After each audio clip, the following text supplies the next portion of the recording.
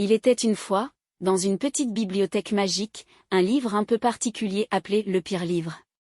Ce livre n'était pas comme les autres. Son histoire n'avait ni début ni fin, et ses pages semblaient être remplies d'idées farfelues et de situations loufoques. Un jour, une petite fille curieuse nommée Lila découvrit ce livre étrange niché au fond d'une étagère poussiéreuse. Intriguée, elle le prit et commença à le feuilleter. À sa grande surprise, chaque page du livre racontait l'histoire la plus folle et inattendue qu'elle ait jamais lue.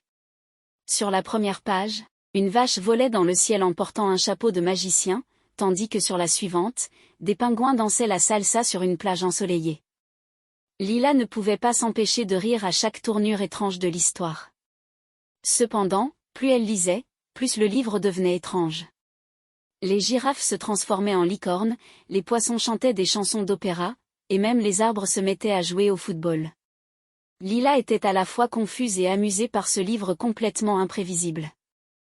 Alors qu'elle continuait à lire, Lila réalisa quelque chose d'extraordinaire. Ce livre, Le Pire Livre, ne cherchait pas à avoir une histoire parfaite, mais il invitait les lecteurs à laisser libre cours à leur imagination. Les enfants pouvaient ajouter leurs propres idées et créer leur propre fin à l'histoire. Finalement, Lila décida de partager ce livre spécial avec ses amis. Ils se rassemblèrent dans la bibliothèque, riant et inventant des rebondissements encore plus bizarres.